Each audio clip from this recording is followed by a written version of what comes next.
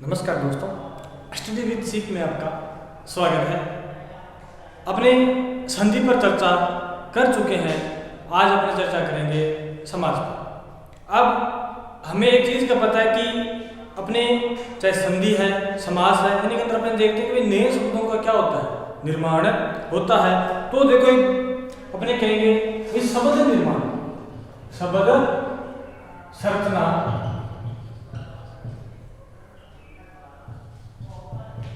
के आधार पर प्रकार,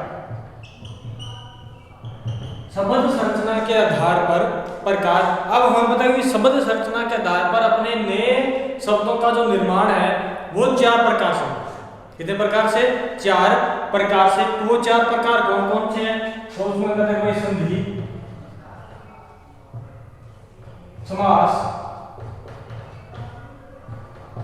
उपसर्ग और प्रत्यय।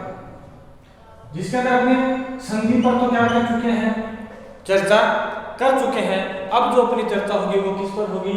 समास पर होगी। क्यों? हमने देखा कि संधि के अंदर किस प्रकार दो शब्दों को मिलाकर नए शब्द का क्या हो रहा था, निर्माण हो रहा था। उसी प्रकार समास के अंदर भी अपने क्या करेंगे भाई, 2 शब्दों के निर्माण करके, निर्माण से एक नया शब्द का क्या करेंगे भाई, उत्पन्न करेंगे। तो देखो भाई, तो क्या याद रखना क्या बात कि शब्द संरचना के आधार पर प्रकार कितने?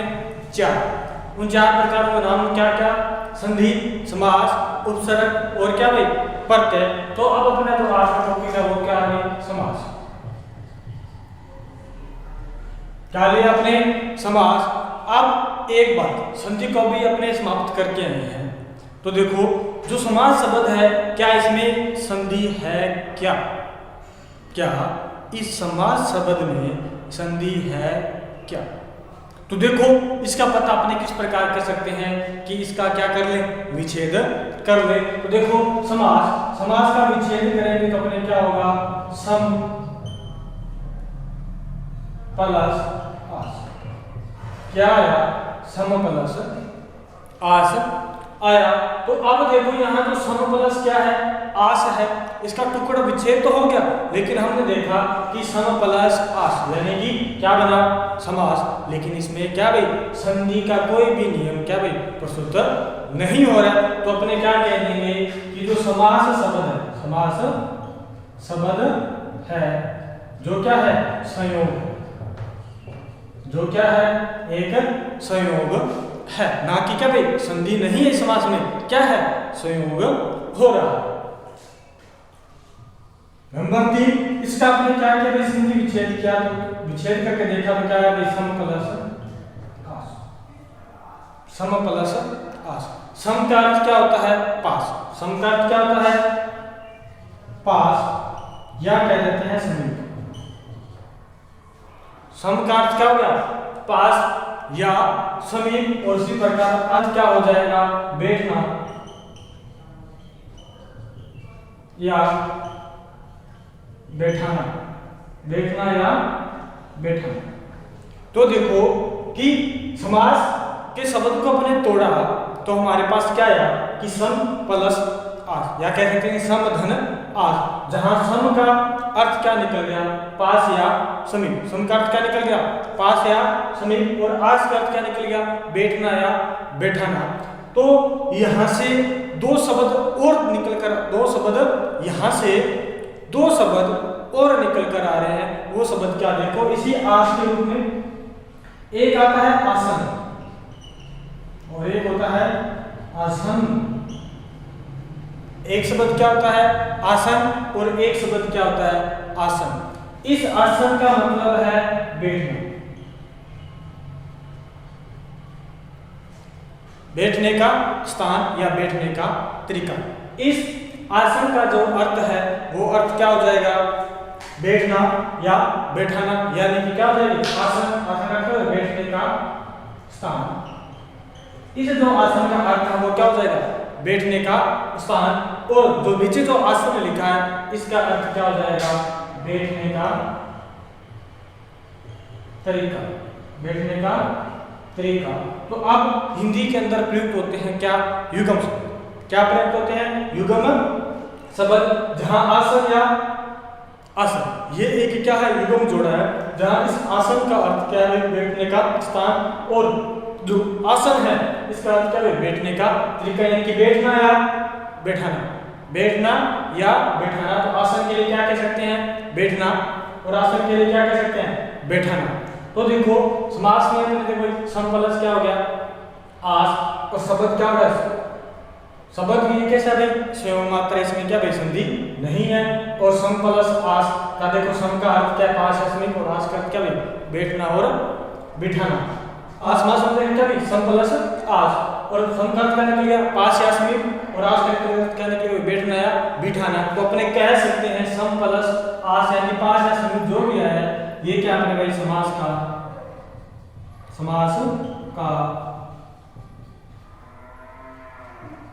शाब्दिक अर्थ, इसे अपने क्या कहेंगे, समास का शाब्दिक अर्थ। लेकिन वैसे देखें समास का शब्द का जो अर्थ है वो क्या होता है, संक्षिप्त कर देना। क्या होता है, संक्षिप्त कर देना। संक्षिप्त का अर्थ क्या हो गया कि मान लो जो पद बड़ा है, जो पद क्या है, बड़ा है, उसको क्या कर देना, छोटा कर देना। और यही समास का शाब्दिक अर्थ कह रहा है, क्या कह रहा है कि जो दूर दूर है उनको क्या कर दो, पास कर दो। तो यहाँ से देखो अपने पास इसकी क्या निकल के आ रही है, परिभाषा भी निकल रही है। तो देखो परिभाषा अपने क्या है, यानी कि जो दूर दूर का मतलब यानी कि इन दो शब्दों, जो सामासिक जो दो शब्द हैं, उन शब्दों के अंदर जो प्रयुक्त होने वाला, चाहे विभक्ति हो, योजक हो या क्या हो, अवयव, विभक्ति, योजक या अवयव, इन पदों को क्या कर देना, हटा देना, और उनको बाद में जो बचे जो शब्द है उनको क्या कर देना, पास में बिठा देना। ही क्या कहलाता है, समास कहलाता है। तो एक चीज और देखो यहाँ, समास का विलोम, समास का विलोम। तो देखो समास का जो विलोम है वो क्या होता है, व्यास, क्या होता है, व्यास होता है। और इस व्यास पर अपने चर्चा कर चुके हैं, कहाँ, याद हो तो संधि के अंदर देखो कहाँ की थी, यण संधि के अंदर। कहाँ की थी व्यास की चर्चा अपने, यण संधि के अंदर की थी। तो देखो इसका संधि विच्छेद करें तो क्या हो जाएगा, वी प्लस आस, वी प्लस क्या हो जाएगा, आस, वी प्लस क्या हो जाएगा, आस हो जाएगा। और इसके अंदर संधि कौन सी है, यण संधि।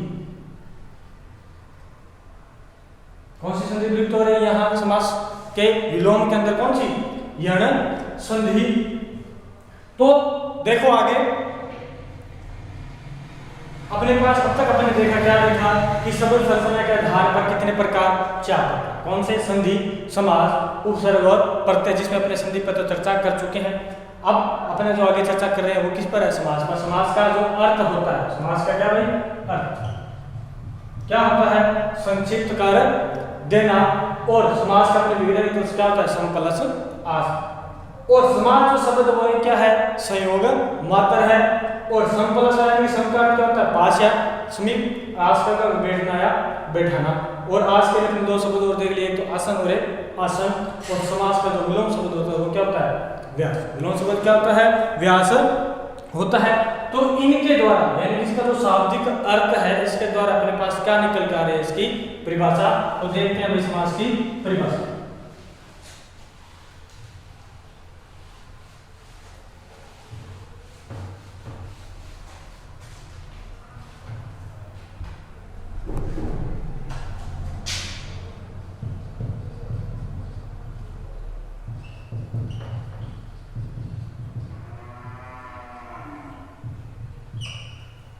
तो अपने समास की परिभाषा पर चर्चा करते हैं। तो देखो समास की जो परिभाषा वो क्या कहती है कि दो पदों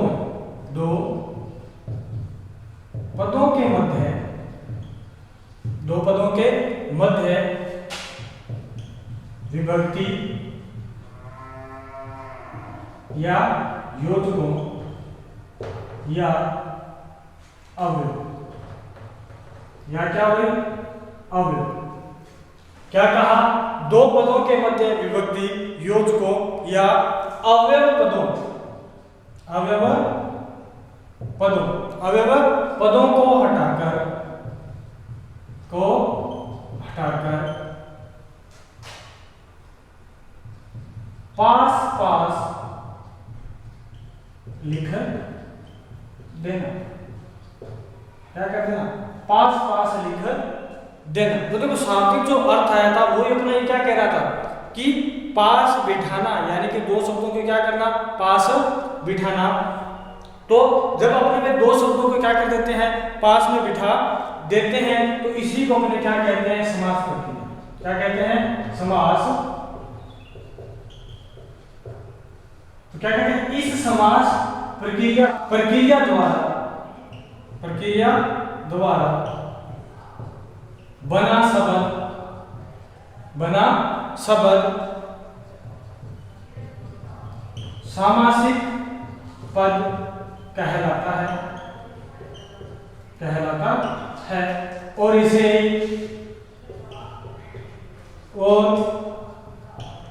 ही समस्त पद कहा जाता है। और इसे क्या कहा जाता है? समस्त पद कहा जाता है। तो देखो समास की परिभाषा निकल के आई कि दो पदों के मध्य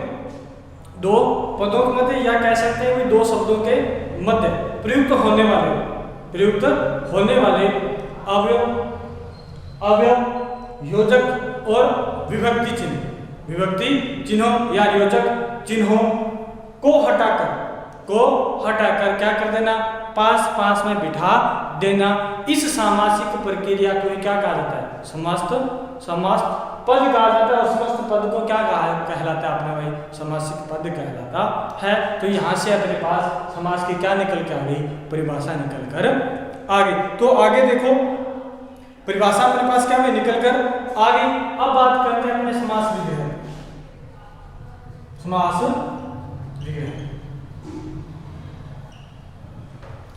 अब जो आगे की जो अपनी चर्चा है वो अपने किस पर करे हैं? समास विग्रह पर। हमें पता है समास विग्रह का तात्पर्य क्या है कि देखो परिभाषा में क्या कह रहा है? विभक्ति योजक अव्यय पदों को क्या करके भाई? हटा कर पास पास लिख देना ही क्या कहलाता है? समासिक पद कहलाता है। यानी कि जब अपने इसका क्या करेंगे? विग्रह होगा, तो इसका मतलब विग्रह का मतलब क्या भाई? कि जिन पदों में जो पूर्ण पद है उसमें विभक्ति योजक और क्या भाई? अवयव है, इनको हटा देना ही क्या कहलाता है? समास विग्रह कहलाता है। तो देखो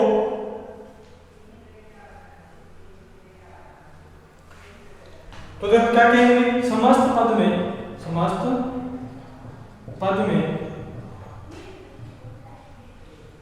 विभक्ति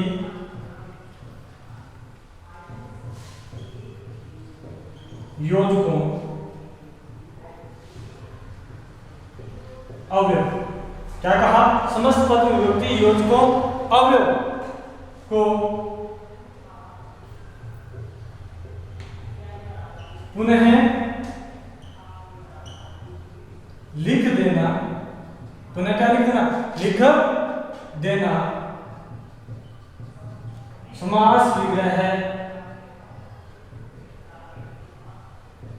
कहलाता है। क्या कहा मैंने?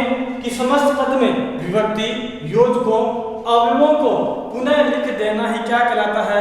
समास विग्रह कहलाता है। क्या कहलाता है? समास विग्रह कहलाता है। तो देखो इसको उदाहरण के द्वारा समझते हैं।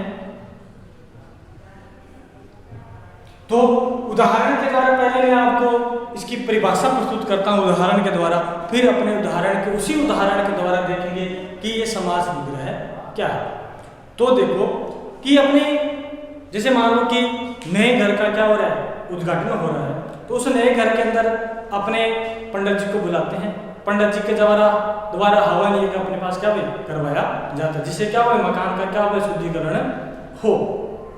तो जैसे मान लो कि पंडित जी घर पर आ चुके हैं और दादाजी या पिताजी जो अपने पास में बैठे हैं और वो अपने को बुला के कहे कि जा बेटा बाजार से हवन सामग्री, यानी कि हवन के लिए जा सामग्री ले आ। यानी कि दादाजी ने क्या कहा कि जा बेटा हवन के लिए क्या ले आ?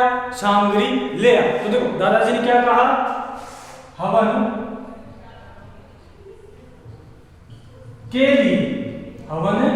के लिए सामग्री क्या कहा दादा जी ने कि हवन के लिए क्या क्या लेकर जा बेटा जा, हवन के लिए सामग्री ले आ।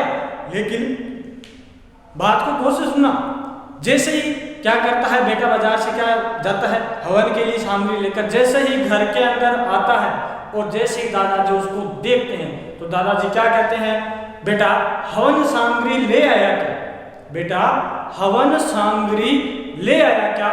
तो देखो पहले दादाजी ने इसको बाजार भेजने के लिए क्या कहा, जा बेटा हवन के लिए क्या लेके आ, सामग्री लेके आ, यानी कि हवन के लिए सामग्री लेके आ। और जैसे ही पुनः वो बाजार से आता है तो दादाजी पुनः क्या कह देते हैं, हवन सामग्री लेकर आया क्या। तो देखो दोबारा क्या कहा, हवन सामग्री लेकर आया क्या। अब देखो दोनों का अर्थ देखें तो क्या है, सेम, तात्पर्य तो वही है। पहले दादाजी ने ये कहा जाने के लिए कि हवन के लिए क्या ले आओ, सामग्री लेके आ जाओ। जैसे ही पुनः आता है तो क्या कहता है, हवन सामग्री लेके आया क्या, यानी कि दोनों का अर्थ क्या है, एक ही है। तो देखो यहां हमने देखा कि हवन के लिए सामग्री और बाद में क्या कहा, हवन सामग्री। तो देखो यहां क्या आया, हवन के लिए सामग्री, हवन के लिए सामग्री। तो अपने जो ये के लिए है वो अपने लिए क्या भाई, विभक्ति भी हो सकती है। यहाँ ये क्या है, अपने लिए विभक्ति भी है, क्या है, योजक है, और क्या है, अवयव है। योजक है और क्या अपने लिए अवयव भी है, अवयव क्या है, अवयव भी है। तो देखो परिभाषा क्या कह रही थी कि दो पदों के मध्य विभक्ति योजकों अवयव पदों को हटाकर पास पास से लिख देना। तो देखो हवन के लिए सामग्री, यहाँ देखो क्या है, के लिए को भाई क्या कर दो भाई, हटा दो, यानी कि जो विभक्ति योजक और अवयव उनको हटाकर क्या कर देना, पास लिख दो। तो देखो हवन और इधर क्या बचा, सामग्री, इन दोनों को क्या कर दिया, पास में लिख दिया। तो जैसे ही अपने को प्राप्त हुआ क्या भाई, हवन सामग्री, ये अपना क्या है, सामासिक पद। इसको क्या कहते हैं, सामासिक पद, और इसी को बोला जाता है समस्त पद, और इसको अपने क्या कहेंगे, समस्त पद कहा जाएगा।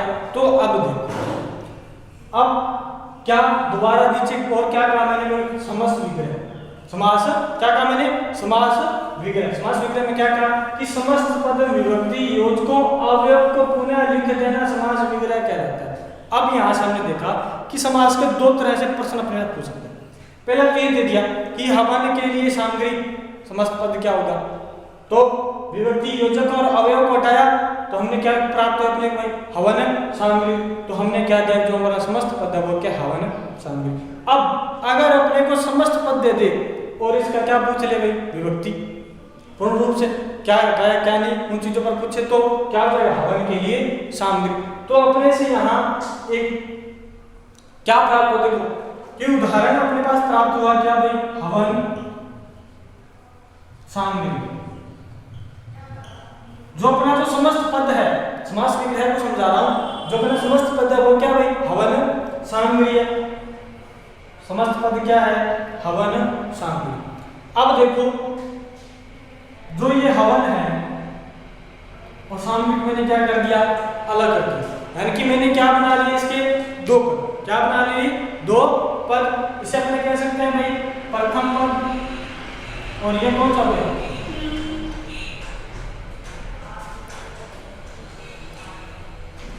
तो देखो अपने पास क्या भी हवन सामग्री, जो अपना क्या है, एक समस्त पद है।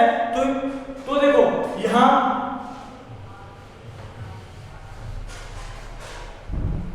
तो देखो हवन सामग्री जो अपने एक तरह का क्या है, एक समस्त पद है। तो इस हवन सामग्री के द्वारा, इस हवन सामग्री का जो उदाहरण लेकर अपने समझते हैं किसको भाई, समास विग्रह। किसको समझते हैं, समास विग्रह को। उदाहरण क्या अपने पास भाई, हवन सामग्री, क्या है, हवन सामग्री। तो देखो हवन और इधर क्या है, सामग्री। तो ये अपना क्या हो गया, प्रथम पद, और ये कौन सा हो गया, द्वितीय पद। ये कौन सा, ये तो अपना क्या हो गया, प्रथम पद, और वो क्या हो गया, द्वितीय पद। इसे अपने क्या कह सकते हैं, या पहला पद, और क्या कह सकते हैं, दूसरा पद। क्या कह सकते हैं, पहला पद व दूसरा पद, और इसी को अपने क्या कह सकते हैं, पूर्व पद या क्या कह सकते हैं, पर पद। बात को समझना, समस्त पद में देखो ये समस्त पद है, इस समस्त पद के मध्य, इस समस्त पद के मध्य, इस समस्त पद के मध्य विभक्ति योजकों और क्या भाई, अवयव, योजकों व क्या भाई, अवयव, दिखाई नहीं दे रहा है कोई बात, विभक्ति योजकों व क्या भाई, अवयव को पुनः लिख देना। क्या करते हैं ना भाई, को पुनः लिख देना ही क्या कहलाएगा, आपका समास विग्रह, यानी कि क्या कहलाएगा, समास विग्रह कहलाएगा। दोबारा देख लो क्या कहा समास विग्रह के लिए कि हवन और क्या अपने पास सामग्री, ये उदाहरण है जिसका मैंने कहा जो हवन है वो अपना प्रथम पद, सामग्री वो क्या भाई, द्वितीय पद। तो हवन और सामग्री के मध्य अगर क्या भाई, विभक्ति योजक और क्या भाई, अवयव, विभक्ति योजक और क्या अवयव की अवयव, इन तीनों को बिठा देना, इन तीनों को क्या बिठा देना, मध्य बिठा देना, क्या कहलाएगा, अपना समास विग्रह कहलाएगा। तो देखो अब तक अपने दो बात पे यहाँ चर्चा की। पहली क्या, परिभाषा, परिभाषा क्या कह रही थी कि दो पदों के मध्य विभक्ति योजक अवयव पदों को हटाकर पास पास लिख देना, क्या कहलाएगा, पास पास लिख देना, और इस समास प्रक्रिया से बना शब्द क्या कहलाएगा, समासिक पद, और वही क्या होता है, अपना समस्त पद। इस बात को जैसे उदाहरण समझा क्या भाई, हवन के लिए सामग्री, तो देखो ये अपने पूर्ण रूप से क्या भाई, दो पद, हवन और सामग्री दो पद है, और इनके मध्य क्या भाई के लिए विभक्ति योजक क्या है, अवयव, इनको हटाकर समास प्रक्रिया द्वारा बना नया शब्द क्या भाई, हवन सामग्री, यही अपना क्या कहलाएगा, समस्त पद या सामासिक पद कहलाएगा। अब नंबर 2 क्या लिया, नंबर 2 समास विग्रह। समास विग्रह में क्या भाई, समस्त पद में विभक्ति योजक अवयव को पुनः लिख देना क्या कहलाएगा, समास विग्रह कहलाएगा। जिसके लिए अपने देखा भाई समस्त पद उदाहरण अपने को क्या प्राप्त हुआ भाई, हवन सामग्री, जो हवन अपना प्रथम पद और सामग्री वो अपना कौन सा है, द्वितीय पद। और इन दोनों के मध्य, इन दोनों पदों के मध्य अगर विभक्ति योजक या अवयव को क्या कर देना, पुनः लिख देना ही क्या कहलाएगा, समास विग्रह कहलाएगा। तो देखो आगे, अब तक अपने समास शब्द का अर्थ, उसका शाब्दिक अर्थ, समास का विलोम क्या होता है, समास की परिभाषा क्या होती है, समास विग्रह क्या होता है, इन पर अपने क्या कर चुके हैं, चर्चा कर चुके हैं। तो देखो अपने चर्चा कर रहे थे किस पर भाई, समास विग्रह, किस पर चर्चा कर रहे थे, समास विग्रह पर। तो समास विग्रह में तो अपने उदाहरण ले लिया, क्या था भाई, हवन के लिए सामग्री, हवन के लिए सामग्री, ये अपना क्या था भाई, उदाहरण था, क्या था, उदाहरण था। अब देखो समास विग्रह करने के तरीके प्रकार, यानी कि समास विग्रह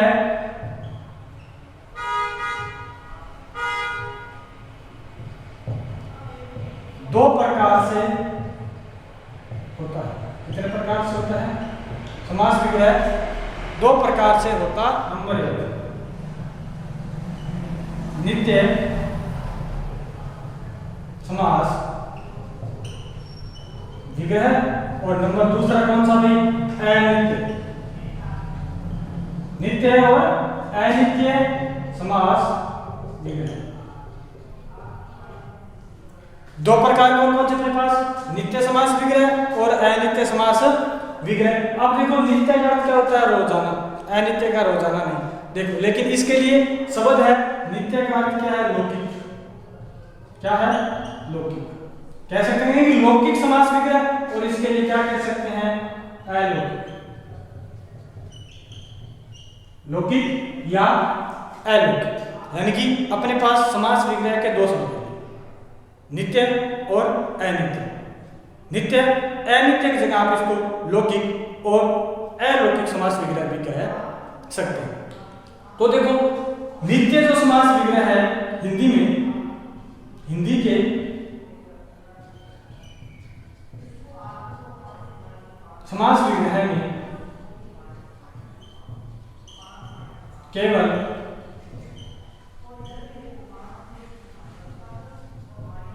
लौकिक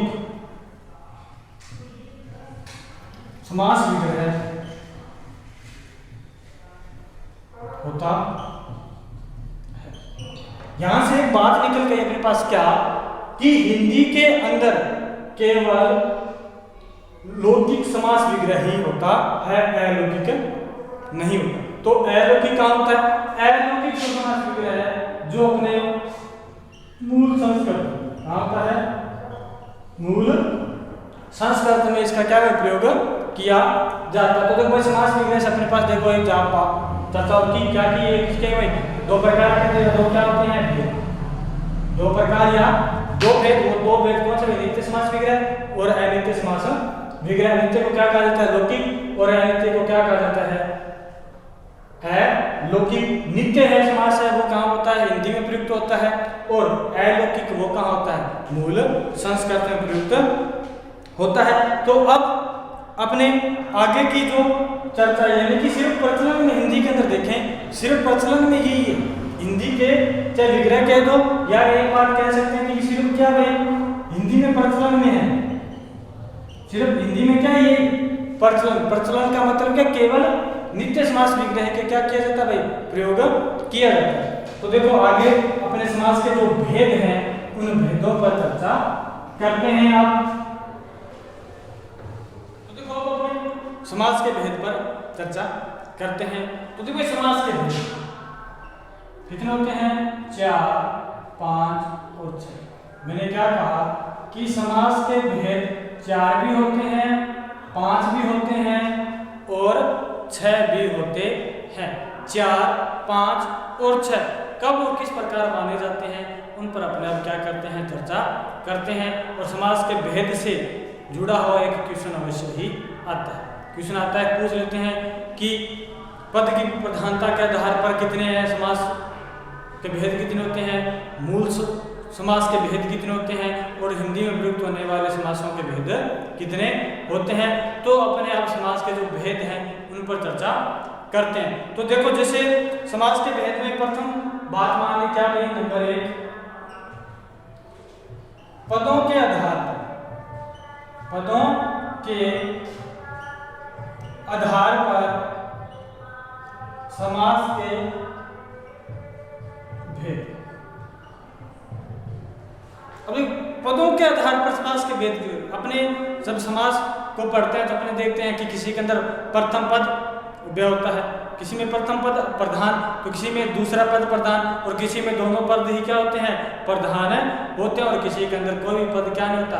प्रधान नहीं होता। तो उस पर अपने चर्चा, तो इसके आधार पर क्या है?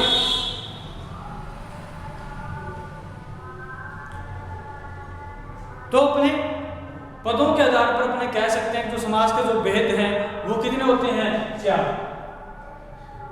पदों के आधार पर समास के भेद कितने होते हैं? 4। तो देखो नंबर 1, प्रथम पद प्रधान समास, प्रथम पद प्रधान समास। नंबर 2,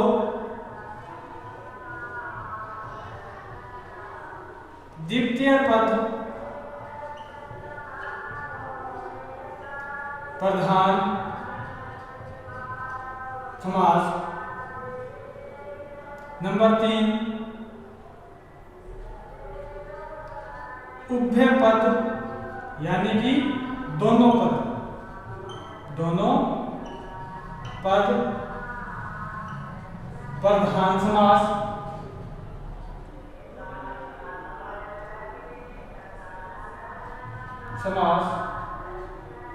और चौथा अपना कौन सा?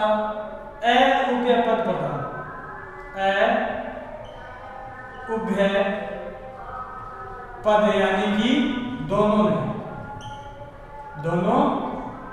नहीं प्रधान समास। अब हमने देखा कि पदों के आधार पर अपने इसको 4 भागों में बांटा। पहला क्या भाई? प्रथम पद क्या हो? प्रधान हो। दूसरा क्या? तो देखो कि पदों के आधार पर समास के भेद कितने?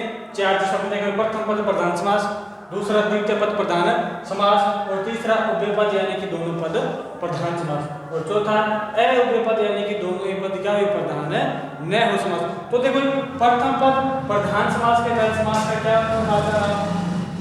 अवयव समास। कौन सा होता है अपना? अवयव समास। और द्वितीय पद प्रधान पद समास कौन सा होता है अपना? तत्पुरुष समास।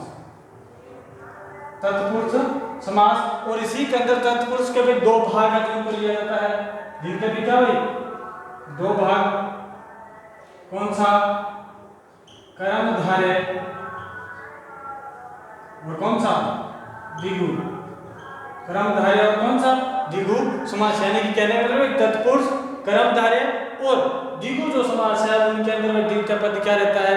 प्रधान रहता है। और उभय पद यानी कि जिसके अंदर दोनों पद क्या हो? प्रधान हो, वो कौन सा समास में अपना? समास कौन सा? द्वंद्व समास। कौन सा समास? द्वंद्व समास। और एक ऐसा समास जिसके अंदर दोनों ही पद प्रधान नहीं होता, वो कौन सा होता अपना? बहुव्रीहि समास। उसको अपने क्या कहेंगे? बहुव्रीहि समास। उसको अपने क्या कहेंगे? बहुव्रीहि समास। तो देखो प्रथम पद प्रधान समास के साथ कौन सा समास का प्रकार है अपने पास? अव्ययभाव अव्यय समास। और दूसरा द्वितीय पद प्रधान पर तत्पुरुष और तत्पुरुष के अंदर भाई क्या भाई? कर्म तत्पुरुष। और कर्म तत्पुरुष का ही भाग है कौन सा? द्विगु। यानी कि तत्पुरुष से प्राप्त होगा क्या भाई? कर्म तत्पुरुष। और कर्म तत्पुरुष का ही भाग है कौन? द्विगु समास। और उभय यानी कि दोनों पद प्रधान के तहत कौन सा? द्वंद्व समास। और अव्यय पद के आधार पर कौन सा? बहुव्रीहि समास। तो देखो अब अपने पद के आधार पर तो समास के कितने भेद हो गए? 4। अब अपने पास क्वेश्चन आया कि भाई पद के आधार पर समास के भेद कितने होते हैं? तो कितने होते हैं? 4 भेद होते हैं। अब दोनों का देखो कि 5 जो भेद है वो किस प्रकार माने हैं, उन पर अपने क्या करते हैं? चर्चा प्रारंभ करते हैं। नंबर 2 क्या भाई? मूल रूप में समास के भेद। मूल रूप में समास के भेद कितने माने जाते हैं? 5। मूल रूप का तात्पर्य किससे भाई? संस्कृत। किससे है? संस्कृत में। यानी कि संस्कृत में समासों के प्रकार कितने माने गए हैं? 5 प्रकार माने गए हैं। तो वो 5 प्रकार कौन कौन से, उन पर अपने चर्चा प्रारंभ करते हैं। तो मूल रूप में समास के भेद। नंबर 1 समस्त समास। नंबर 2 अविभाव समास। अविभाव समास। नंबर 3 तत्पुरुष समास। नंबर 3 क्या भाई? तत्पुरुष समास। और मूल संस्कृत के अंदर तत्पुरुष समास को कितने भागों में बांटा गया है? 2 भाग। कितने भागों में बांटा गया है तत्पुरुष समास को? मूल संस्कृत में 2 भागों में बांटा गया है। वो 2 भाग कौन कौन से हैं भाई अपने पास? पहला क्या होता है? समानाधिकरण। समानाधिकरण। और दूसरा होता है व्यनाधिकरण। तत्पुरुष समास के 2 भाग कौन से? पहला समानाधिकरण और दूसरा व्यनाधिकरण। समानाधिकरण का तात्पर्य क्या हो गया? यानी कि समान प्रधान वाले। समान प्रधान वाले। तो समान प्रधान वाले में कितने भाई? 2 भाग में बांटा गया। कितने भागों में बांटा गया इसको भाई? 2 भागों में। तो पहला भाग कौन सा इसका भाई? कर्मधारय। कर्मधारय समास। और दूसरा कौन सा भाई? द्विगु समास। दूसरा प्रकार कौन सा हो गया अपना? द्विगु समास। यानी कि तत्पुरुष समास को कितने भागों में बांटा? 2 भागों में बांटा। 2 भाग कौन कौन से? समानाधिकरण और व्याधानी, यानी कि समानाधिकरण समास और व्याधानीकरण समास। समानाधिकरण समास को आगे कितने भागों में बांटा गया? दो भागों में बांटा गया। पहला तो कौन सा हो गया अपने पास? कर्मधारय।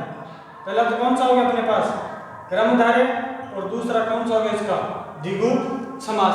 अब आगे व्याधानीकरण समास को भी कितने भागों में बांटा गया? 6 भागों में। व्याधानीकरण समास को कितने भागों में बांटा गया? 6 भागों में बांटा गया। और वो 6 भाग किस प्रकार से बांटे गए?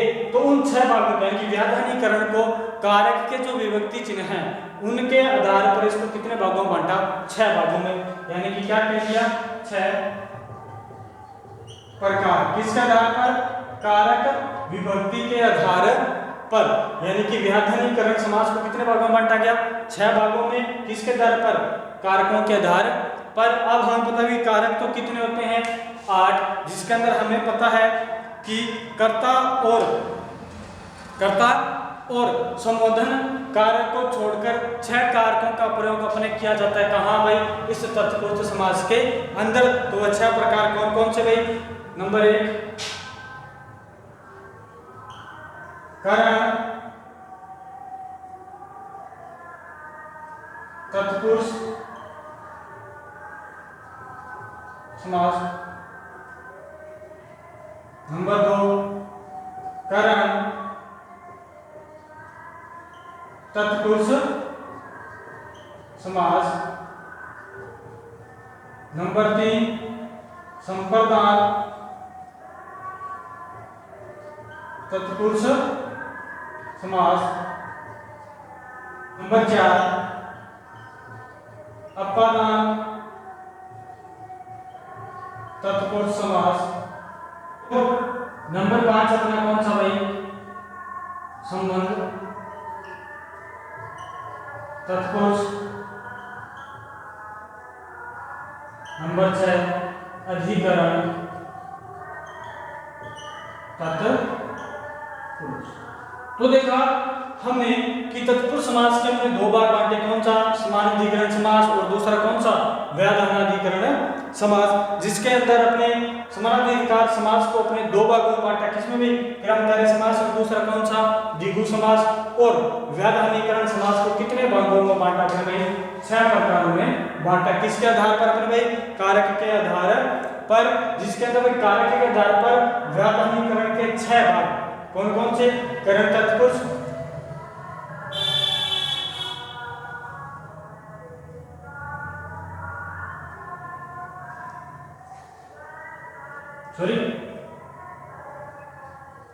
कर्म तत्पुरुष, दूसरा करण तत्पुरुष समास, तीसरा संप्रदान तत्पुरुष समास, चौथा अपादान तत्पुरुष, पांचवा संबंध तत्पुरुष और छठा कौन सा भाई? अधिकरण तत्पुरुष समास।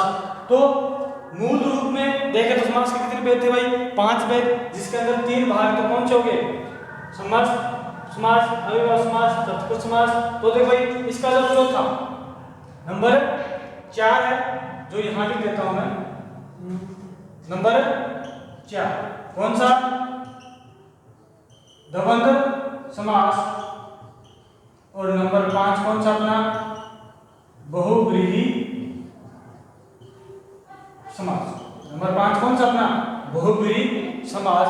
अब तक अपने समास के भेद के अंदर 4 और 5 इन दोनों की क्या की चर्चा की। 4 के अंदर अपने देखा क्या था भाई? पहला अव्ययभाव समास, दूसरा तत्पुरुष समास। तत्पुरुष के अंदर भी कितने समास थे भाई? 2। कौन सा? कर्मधारय और द्विगु। फिर अपने देखा भाई नंबर 3 कौन सा? द्वंद्व समास। और नंबर 4 देखा कौन सा? बहुव्रीहि समास। तो वहां भी अपने देखा कि पद की प्रधानता के ऊपर भी समास के कितने प्रकार आ रहे थे? प्रकारों के अंदर से 6। मूल रूप में भी देखें तो 6 आ रहा है। कौन सा? देखो, एक अव्ययभाव, दूसरा तत्पुरुष, तीसरा देखो कर्मधारय, चौथा कौन सा? द्विगु, पांचवा देखो कौन सा? द्वंद्व समास और छठा कौन सा? बहुव्रीहि समास। और इन्हीं समासों के आधार पर अपने हिंदी के अंदर, मूल रूप हिंदी के अंदर अपन देखें तो समासों के भेद कितने माने गए थे? माने गए हैं भाई 6 भेद माने गए हैं। तो देखो आगे, तो ये जो मूल रूप में समास के भेद है वो कितने भाई? 5। पद के आधार पर कितने भाई? 4। और मूल हिंदी के आधार पर देखें तो कितने भेद होंगे? 6 भेद होंगे।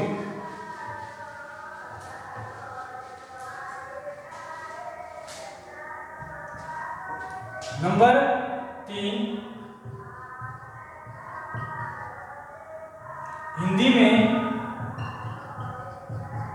समास के भेद। तो हिंदी में समास के भेद कितने माने गए हैं? 6 भेद माने गए हैं। तो नंबर 1, अविभाव समास। नंबर 2, तत्पुरुष समास। नंबर 3, कर्मधारय समास। नंबर 4,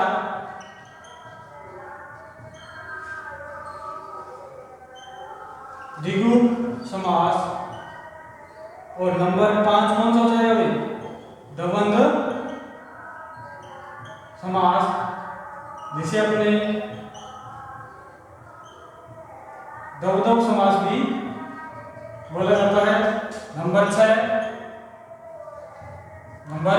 6 बहुव्रीहि समास। अब तक अपने समास के जो भेद 4, 5 व 6 किस प्रकार से होते हैं उन पे चर्चा कर चुके हैं। तो अब तक जो अपने संपूर्ण पढ़ा उस पर अपने एक छोटी सी नजर के अंदर दोबारा देख लेते हैं। तो देखो, सबसे पहले अपने क्या देखा भाई? समास के अंदर अपने देखो भाई अर्थ निकला क्या भाई समास का? सबसे पहले अपने पढ़े हुए क्या भाई? समास का जिसका अर्थ अपने लिया क्या भाई? संक्षिप्त कर देना। क्या कर देना? संक्षिप्त कर देना। समास का टुकड़ा क्या भाई? क्या था? क्या है अपने पास? सम प्लस आस। सम का अर्थ क्या होता है? पास। और आस का अर्थ क्या होता? क्या है भाई? बैठना। यहाँ से अपने पास क्या निकल गया? परिभाषा क्या निकलेगी? यानी कि दो पदों के अंदर विभक्ति, अवयव और योजकों के पदों को क्या करते हैं? हटाकर जो पद लिखा जाएगा वो अपना क्या कहलाएगा भाई? समास। समस्त पद या समासिक पद क्या भाई कहलाएगा। उसके बाद अपने देखा क्या भाई? इसका विलोम क्या पढ़ा? विलोम क्या था भाई? व्यास था। और व्यास के अंदर संधि कौन सी आई थी? यण संधि आई थी। समास से रूप देख क्या भाई? संधि न होकर क्या भाई? एक संयोग। संधि न होकर क्या था? संयोग था। फिर उसके बाद अपने इसके समास विग्रह किस पे चर्चा की? समास विग्रह। यहाँ से एक क्वेश्चन बनता है। समास विग्रह से क्वेश्चन बनता है कि क्या क्वेश्चन बनता है कि समास विग्रह को कितने भागों में बांटा गया है या समास विग्रह के कितने भेद होते हैं। तो हमने देखा कि समास विग्रह के कितने भेद होते हैं? 2 भेद होते हैं। कौन से भेद? लौकिक और अलौकिक। लौकिक है या अलौकिक। जिसमें हमने देखा कि जो लौकिक है वो हिंदी में क्या भाई? प्रचलन में है। सिर्फ हिंदी के अंदर प्रचलन में कौन भाई? लौकिक। जो अलौकिक था वो किसके अंदर है प्रचलन? संस्कृत में। किसमें है? संस्कृत में है। जहां से उसके बाद अपने देखा क्या कि समास के भेद क्या पढ़ा अपने? समास के भेद जिसके अंदर देखा समास के भेद अपने देखा भाई 4, 5 व कितने? 6। 4, 5 व कितने भाई? 6 भेद लिए। 4 का वो किसके आधार पर था भाई? पद प्रधान पर। 4 कितने भाई? पद प्रधान। यानी कि पद प्रधान का तात्पर्य क्या कि भाई जिस समासिक पदों में या तो प्रथम पद प्रधान हो या दूसरा पद प्रधान हो या दोनों पद क्या हो? प्रधान हो या दोनों ही पद क्या हो? प्रधान न हो। इसके तहत हमने देखा भाई समास के कितने भाग पद के प्रधान पर कितने? 4, 5 था वो अपने क्या था भाई? मूल संस्कृत में। और जो 6 भेद मानेंगे वो किसके अंदर मानेंगे भाई? मूल हिंदी में। यहाँ तक की चर्चा आपने कर चुके हैं जिससे हमने देखा कि समास के अपने पास 6 भेद क्या हो गए? प्रस्तुत हो गए। अब अपनी जो नेक्स्ट वीडियो होगी उस पर अपने समास के भेदों पर क्या करेंगे? चर्चा करेंगे। आज के लिए इतना ही। धन्यवाद।